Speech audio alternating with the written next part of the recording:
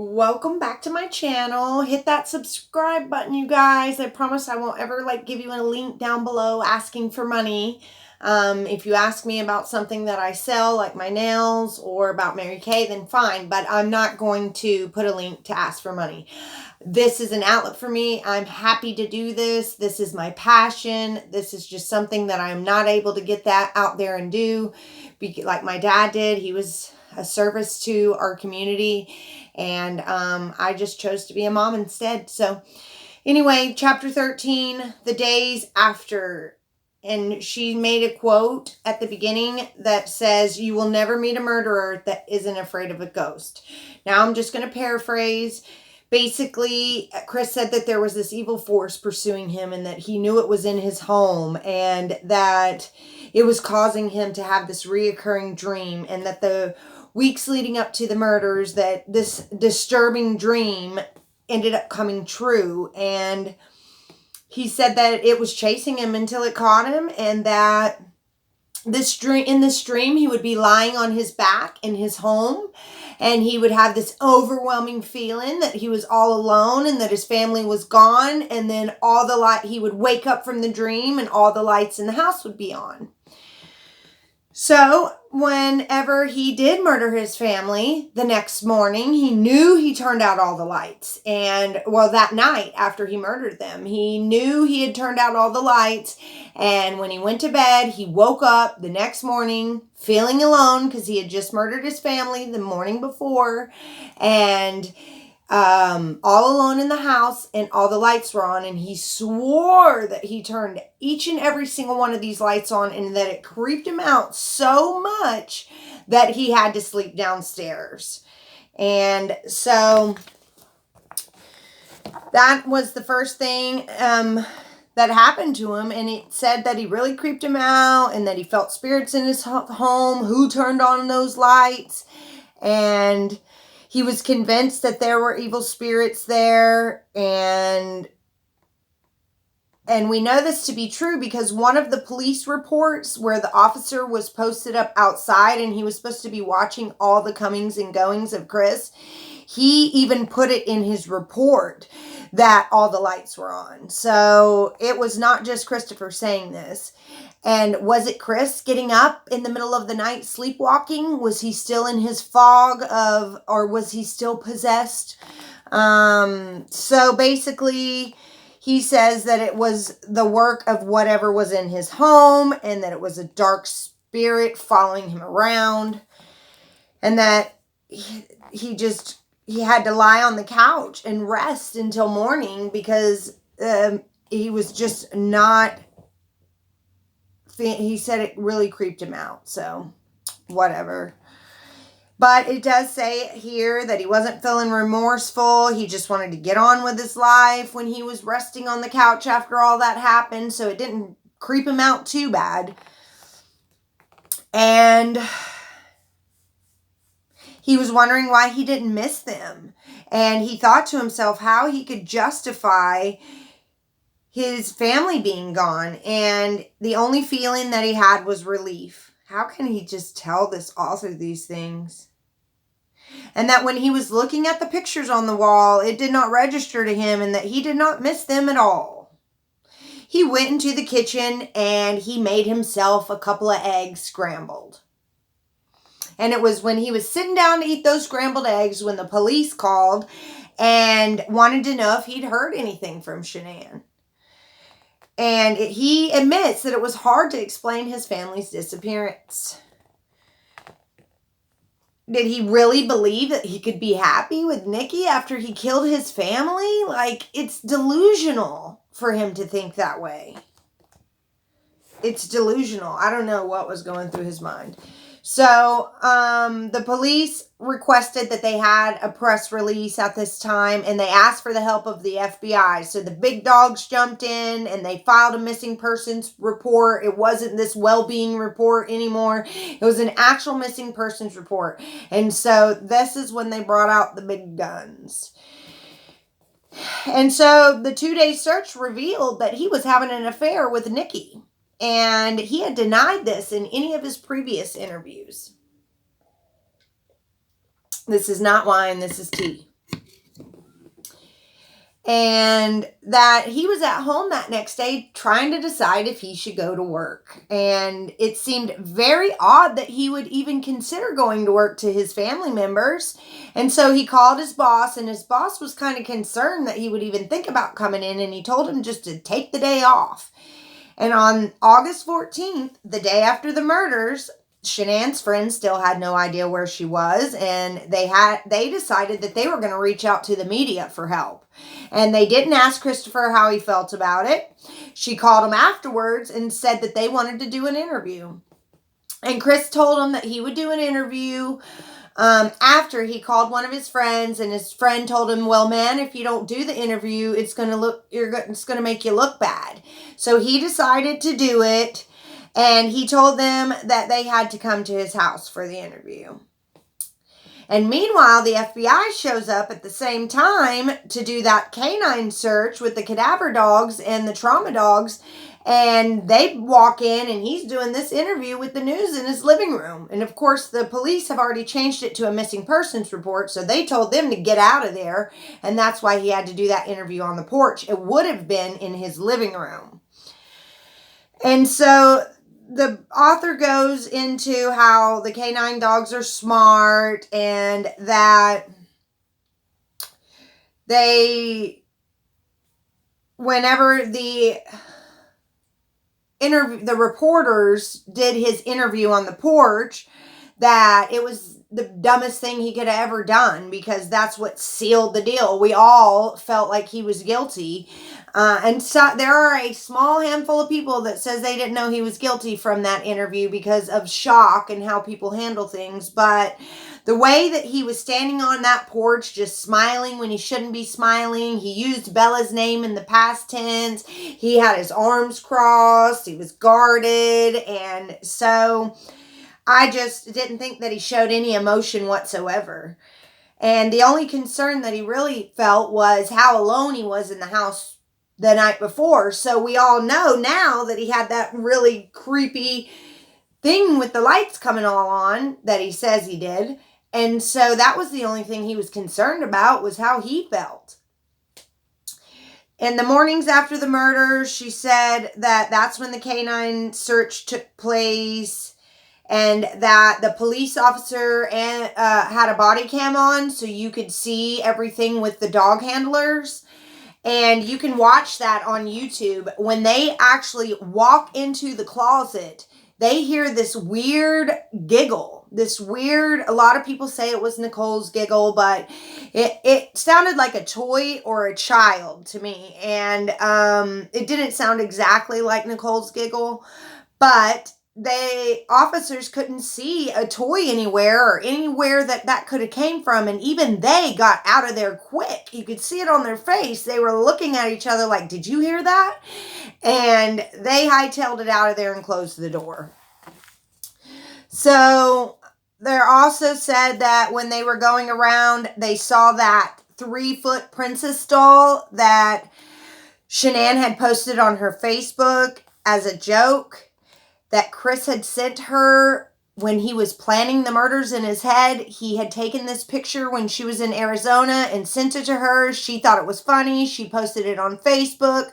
Cindy Watts didn't want people to think that Chris was delusional and sick in the head by doing this before he killed his little girl. So she said that she sent it to Chris, but Chris has admitted that he took the picture, and he has also admitted that he was planning the murders. So there you have it. And it also goes into that they went down the hall into the 5th bedroom, which was Shanann's office.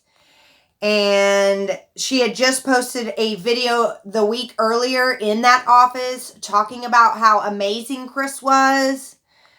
And a few weeks earlier, I'm so sorry. And then it says that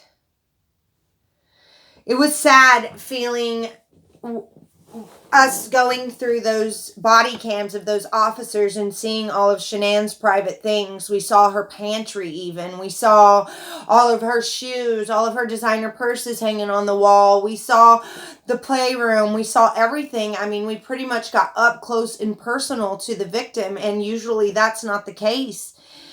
And so Christopher talked to Nikki that day. Before that we all know that those canine dogs, that cadaver dog, barked at the back garage door. And Chris has admitted that that's where he left Shanann's body when he went to go back up his truck into the garage.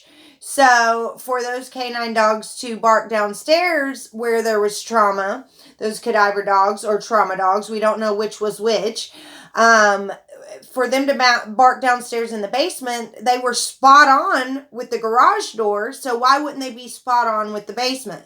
And my dad used to train canines. He went overseas and worked for Blackwater. And so I've been around canines my whole life, with him training them. He actually wanted to be buried with his favorite canine, his like personal one named Nitro that I grew up with. And he always had Nitro's ashes everywhere he was, where he lived, of course, and he wanted to be buried with those. So yes, that dog barked by that back garage door. Those dogs are very smart. And Chris did talk to Nikki that day, and in their conversation, she asked, "Where could your family be?" And he denied everything, and she said that she could tell by his voice that something wasn't right, and as soon as she got off the phone, she deleted all her text messages and all her calls to him. And so she decided that she was going to go to the police before they found her. And so the police went and picked her up because she asked for a ride. And it says that her first encounter with the police, she said that Chris was just a casual friend and that she wasn't very fond of him. And that actually we all know that it was way deeper than that. And the police were not looking into Nikki at this point. They were just trying to find out what happened to Shanann and the girls. And we all know that she downplayed the relationship like crazy. She tried to pretend like it wasn't what it was. And so she tried to pretend like she was a victim.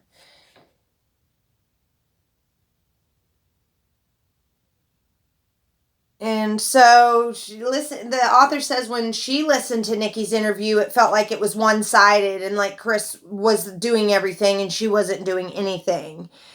And the police agreed that their focus wasn't on the affair right then and there, that they just wanted to find Shanann and the girls and that they would get to Nikki later. And then the police were, like I said, watching his move every day in an unmarked car down the street. They logged his coming and goings. They logged his visitors. The police already knew that he had killed his family, just like we all knew it. They were just gathering their evidence. And when the author writes about a big storm blowing in and how it blew at the end of the storm, there were 3 trash cans of the neighbors that had blown into Chris's front yard. And she says, "Is this a coincidence?" And it really hurt him hard in sentencing poor little Chris when he heard Frank say that he threw him away like trash, even though he did. Too bad. He should hurt. And that author goes into how he didn't think about how he was going to end his own life and how he was going to just rake his family across the coals because any secret that they ever had or any personality default they were trying to hide would come to the surface because they were brought to light. That the author says that his family was his collateral damage. And that when he talked to Shanann's parents, even they knew his story wasn't true. And he wasn't sure how they knew, and he didn't even want to deal with them at the time. And they never believed that Shanann was just missing. And his family thought that she had just taken the girls and was hiding from him to get attention. That's what they thought. Wow. They never in a million years thought their precious little Christopher could have been the mastermind behind this. And when they found out that he was even being questioned at the police station, they were shocked by it. And on August 15th, early in the morning, the police told him to come on down to the police station. And he went in trying to be all Mr. Confident and smooth operator. And the biggest reason they were bringing him back is because he had no emotion at all about finding his family. And so he got to the police station around 8 o'clock. And at first, they just, gently talked to Chris. But then he even said that the questions were getting harder and harder. It was so difficult for him to answer. He was starting to get antsy. And he was saying like, and I always say like, but he kept saying like 2 or 3 likes in all of his sentences, and worse than me, and that's really bad. And that between 11 p.m. and midnight, they ended their interview, and Chris promised that he would come back in the morning for that polygraph. And he tries to say that he didn't remember all that was happening and that he hoped that the polygraph would trigger his memory. Okay, Chris. And when he was done that evening, his friends were waiting outside, and they did not have no clue that he had just killed his family, and they actually let him spend the night at their house, and he was like quick to stay at their house because he knew that the lights were all on when he woke up all alone and that dream came true. So he was just like running to these people's house, super happy about it. And he slept across the hall from their sweet, precious child after he murdered his own. And that probably traumatizes that family to this day. And that whole reason they even invited him is because they stopped over at his house earlier that day, and they just felt bad for him. That they were his good friends. Their kids hung out with Bella and Celeste, and they never thought that he could harm his family. And that you will never meet a murderer that isn't afraid of a ghost, because Christopher was sleeping over at their house because he knew that there were evil spirits in his house. And what scares me to this day is they attach on to things and people and places, and since they were under that roof, I would be afraid to even stay in my home after I had someone of that magnitude of darkness and demonic just nature in my home. It would be really, really hard for me to want to stay there after that, especially when I read this book and I found out about all the sightings at the house when Christopher's been in prison, and the lights being turned on and off, and how they saw a woman walk up to the door. She was caught on Nate's door cam, but there was no way that she could have gotten out of anything. And it's just been really, really bizarre. And if you believe in paranormal or demons or anything like that, it takes your mind there. But then again, we don't know that Chris isn't just a dark, crazy person that likes manipulating us. We don't know that when Shanann walked into the room that night to kiss her girls goodbye, they were already dead, and she freaked out, and he killed her then. We don't know that if he didn't kill everybody in the basement. We don't know if he killed the girls the first time and they really got back up. We don't know any of these things. And the only person that we have to go on is Chris. And so there is another book coming out in July. Her name is Kathleen Houston. She had her chapters on Cindy leaked, so a lot of people thought Cindy was writing this book, but it's not. It's Kathleen Houston. She's written on the royal family and a lot of female murder victims. And so what she does is she gets everybody's perspective. I don't know if she's going to talk to the Rujecks or not, but I do know that the first chapter was read on another YouTuber's channel, and it caused all kinds of chaos. But I would like to read that book in July, so we'll have some time to just get to know each other and talk about other cases between now and then. And then there is another author writing a book, and that book will come out in November. So look up Kathleen Houston, and you might be able to find those leaked. You spell it Hewston, and then Kathleen is Kathleen. Leen. And you can go ahead and read that first chapter or those leaked chapters. I haven't read the ones with Cindy, but I did watch that other YouTube channel where they read the first chapter. And the author is like speaking rhetorically, and so she in this chapter gives you all these different scenarios of what Chris may be thinking or what may have really happened. But she does not paint him in a nice light, that's for sure. I don't know about everybody else, how she paints them, but I guess we'll be finding out. But I just wanted to let y'all know about that. All right, thanks so much. Thanks for watching, and hit that subscribe button, you guys, because once I hit 1,000, we're going to go live, and I'm going to do a giveaway. So once I hit 1,000 and go live, every single person in my subscription, I am going to put you in a drawing, and we are going to literally draw out one name to win some pretty cool stuff, what I sell from home. So I'm super excited to do that, and it will be done live too, but I'll have the 1,000 names ready so I can just drop them in there and let you guys see. It will be my very first live, will be my giveaway. So bye.